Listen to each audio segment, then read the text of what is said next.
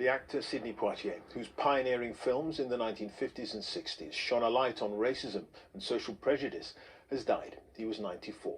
He was the first black man to win an Oscar for Best Actor, and his groundbreaking work paved the way for generations of other black artists.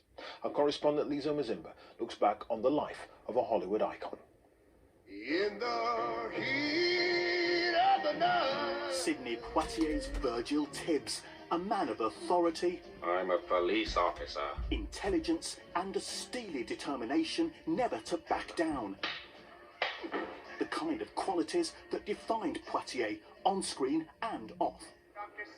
He made his cinema debut playing a doctor, a man of status, something almost unheard of for black performers then. And with roles like an escaped convict in The Defiant Ones and a struggling husband in A Raisin in the Sun, he tackled prejudice head on. Maybe I'll get down on my black knees. All right, Mr. Charlie. All right, Mr. Great White Father. You just give us that money, and we won't come out there and dirty up your white folks' neighborhood. The era, of course, meant he had a burden his white counterparts rarely had to carry.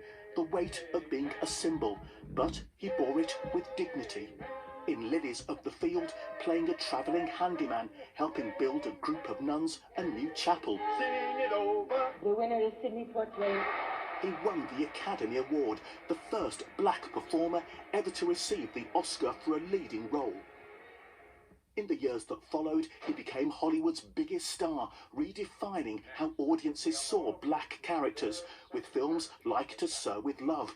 You will call me Sir or Mr. Packard. The young ladies will be addressed as Miss, the boys by their surnames. Some of what I am was reflected in those movies. It was in a way I was saying to an audience, this is who I am. Look at me.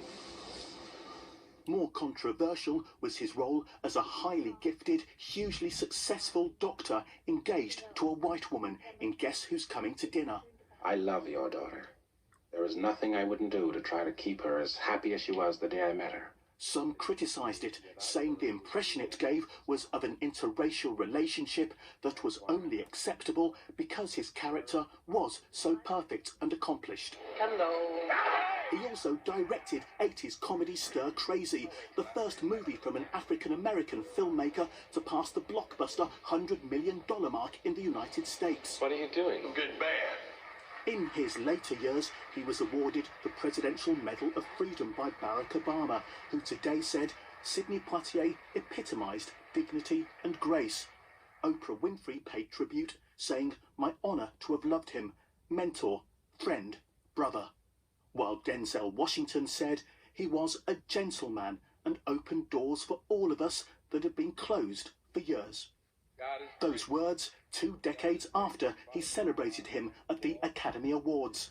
40 years I've been chasing Sydney. They finally give it to me. What they do, they give it to him the same night. I'll always be following in your footsteps. There's nothing I would rather do. That same night, Poitier also received an honorary Oscar. Hollywood recognition for a star who blazed a trail for so many. They call me Mr. Tibbs. And who entertained millions more.